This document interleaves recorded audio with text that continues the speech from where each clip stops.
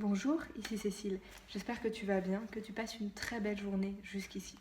De mon côté, aujourd'hui, j'ai envie de te parler d'un sujet qui me travaille depuis un moment. Suite à la lecture d'un livre dont je vais te reparler un peu plus loin dans la vidéo et que je te recommande chaudement. Et le sujet du jour, c'est donc la vulnérabilité et le perfectionnisme, principalement. Au mois de février, j'ai lu un livre de Brené Brown, bref, je te l'écris, une auteure américaine qui est chercheuse en sciences sociales. Et c'est un livre qui s'appelle Daring Greatly en anglais, je l'ai lu en anglais, et en français je crois que le titre c'est Le pouvoir de la vulnérabilité. Et donc c'est un livre qui parle de vulnérabilité, de courage, de honte aussi, de perfectionnisme et un peu de bonheur, d'espoir, de joie et du rapport au monde en quelque sorte. Un livre extrêmement intéressant, extrêmement riche. Cette auteure, elle est, comme je le disais, chercheuse en sciences sociales, donc tout est extrêmement étayé. Tout ce qu'elle raconte, ça part d'études concrètes qu'elle a menées. Et donc, c'est pas juste, tu vois, des paroles en l'air comme on peut le trouver parfois dans les livres de développement personnel. Là, c'est vraiment hyper concret en réalité et très fouillé. Et c'est un livre que je voulais lire depuis un moment, mais bon, j'ai une liste de livres que j'ai envie de lire qui est toujours très longue, donc il se trouve qu'il est arrivé en haut de la liste à ce moment, et qui est vraiment extraordinaire. Il va falloir que je le relise, parce que je n'ai pas tout digéré encore, parce que c'est très profond et c'est vraiment le genre de livre, je trouve, qui impacte beaucoup notre façon de voir la vie et de faire, mais il faut se donner le temps de le digérer et d'aller plus loin. Mais aujourd'hui, j'ai envie de partager avec toi quelques idées de ce livre parce que je me dis que peut-être qu'elles pourront te servir ou t'intéresser autant qu'elles m'ont servi, autant qu'elles m'intéressent. Et donc c'est un livre qui part du postulat, alors je te raconte ça selon mon souvenir, donc je ne suis pas dans l'exactitude et c'est ma vision de son livre, donc tu en auras peut-être une lecture différente évidemment. Mais dans ce que j'ai compris, donc le livre part du postulat que dans le fond, ce qu'on veut en tant qu'être humain, ce n'est pas être parfait, mais c'est être sincère, être vrai, être entier. Et que ça implique le fait d'être vulnérable et d'être courageux.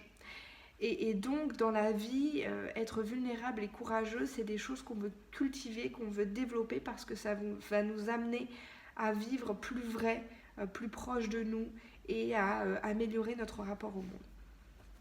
Elle explique aussi qu'on vit dans une culture de la pénurie, tu vois, une culture du pas assez, de la rareté.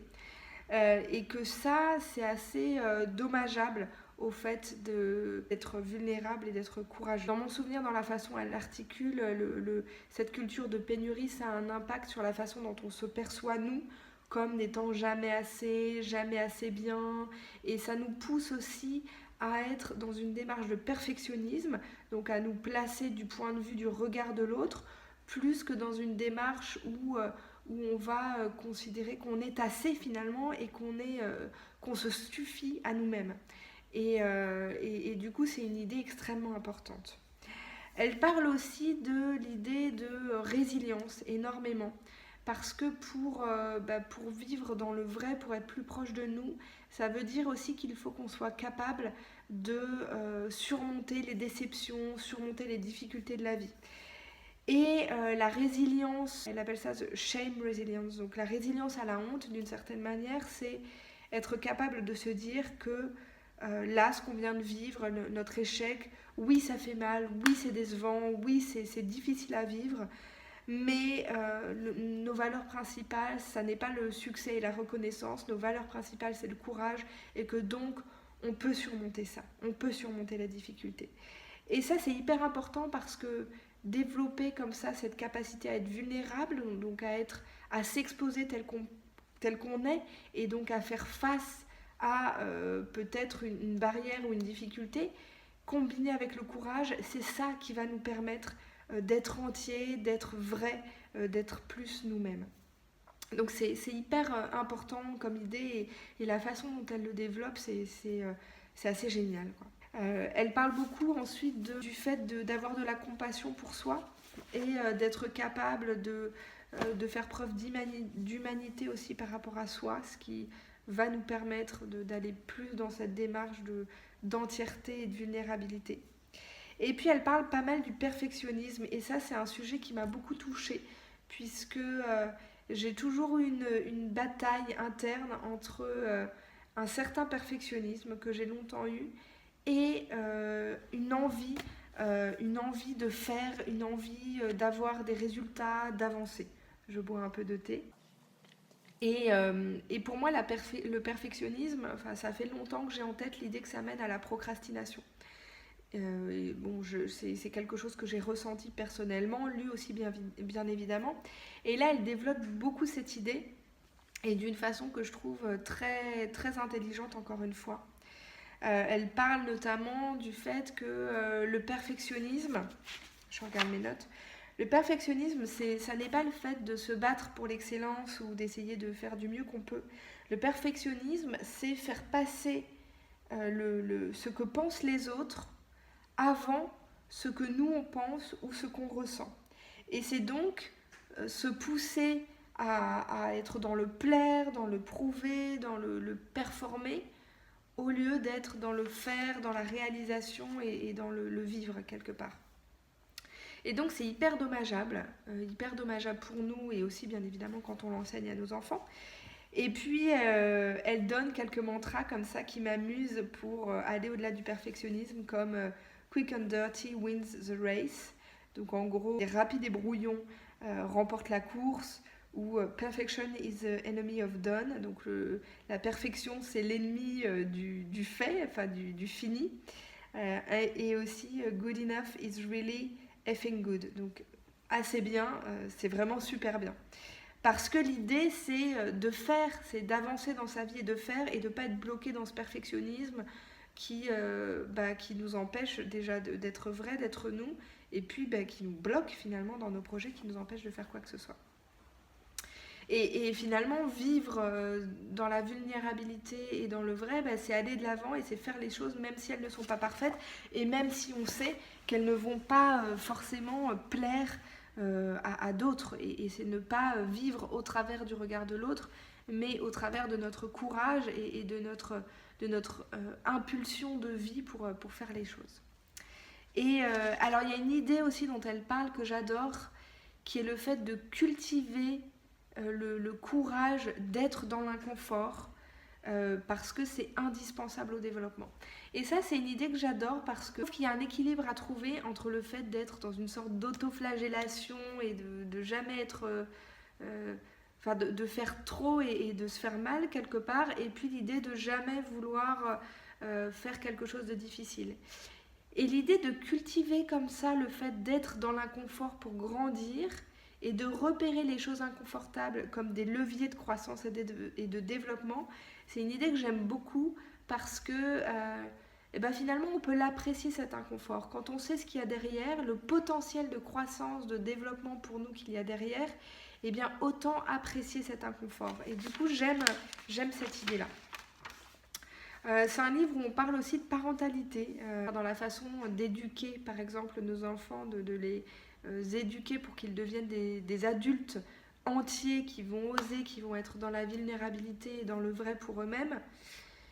Ça veut dire qu'il ne va pas falloir les éduquer dans une vision perfectionniste, et donc ne pas toujours les reprendre, ne pas toujours s'agacer, s'exaspérer, parce que ça on sait tous que c'est pas bon, mais je crois qu'on est assez nombreux à avoir tendance à s'agacer un petit peu trop. Et au lieu de ça, commencer par communiquer notre joie d'être en présence de la personne, et notre joie d'avoir cette personne dans notre vie. Et ça, c'est une idée aussi qui est très forte, dont il faudra que je m'imprègne, que je mette en pratique, etc. Mais parce que, tu vois, j'ai énormément de gratitude pour les gens qui sont dans ma vie, et en particulier les enfants. Et donc, c'est vrai que c'est important pour moi de communiquer ça en priorité, et de leur communiquer le bonheur que j'ai de les avoir auprès de moi, au-delà de tous les petites choses du quotidien qui peuvent arriver, tous les petits agacements, etc. Il y a aussi l'idée d'espoir que je trouve très forte. C'est l'espoir comme combinaison entre le fait de fixer des objectifs, d'avoir la ténacité, je lis mes notes en même temps qui sont en anglais, d'avoir la ténacité et la persévérance de les poursuivre, enfin de vouloir les atteindre et de croire en ses propres capacités. Et c'est ça l'espoir en fait, c'est quelque chose de très concret, c'est avoir des objectifs, être tenace, aller de l'avant et croire en ses capacités. C'est pas juste voilà, espérer que quelque chose tombe du ciel. Non, l'espoir, c'est une démarche active. Voilà, j'avais envie de partager toutes ces idées avec toi. Alors, je reconnais que c'est sans doute trop court pour te les partager, cette vidéo. Et je voudrais aller plus dans le fond de ces idées. Il faut que je relise le livre, que je m'en imprègne. Mais j'avais envie de les partager avec toi avant que ça s'évapore de mon esprit. Parce que je trouve qu'elles sont hyper riches et que ça aussi, ça peut permettre de voir les choses, de voir notre vie de façon différente. Et moi, ça m'a énormément apporté ce bouquin. Voilà, donc je t'en reparlerai. La vulnérabilité, c'est un sujet qui m'est très très cher. Bah, tu vois, personnellement, la démarche que je mène sur YouTube, les vidéos que je fais, c'est aussi beaucoup un exercice de vulnérabilité et qui n'est pas forcément évident pour moi. Mais voilà, tout ça pour te dire que c'est un exercice. Enfin, la vulnérabilité, c'est une idée que je vis au quotidien et qui m'est très chère. L'idée de vivre avec courage aussi, c'est une idée qui m'est très très chère, d'avoir un mode de vie avec de la compassion, avec cet équilibre entre le fait d'aller de l'avant, de cultiver l'amour, enfin voilà, tout ça c'est des idées que j'aime beaucoup, donc je t'en reparlerai.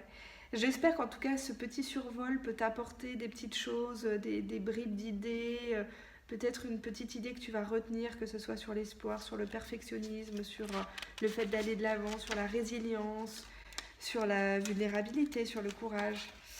Bref, voilà, j'adore toutes ces idées. De mon côté, eh bien voilà, je te remercie d'avoir partagé ce moment avec moi. Si tu es encore là, n'hésite pas à commenter, à partager ton expérience, à me dire ce que tu penses de ces idées-là, à me conseiller des lectures aussi si tu as des idées d'ouvrages sur ce thème. Tu peux aussi bien évidemment partager la vidéo si tu connais des gens dont tu penses que ça pourrait les intéresser. Tu peux t'abonner, n'hésite pas à liker aussi, ça me fait toujours extrêmement plaisir. Et puis moi, eh bien, je te souhaite une très très belle journée. Prends grand soin de toi, prends grand soin des gens autour de toi, profite de chaque instant.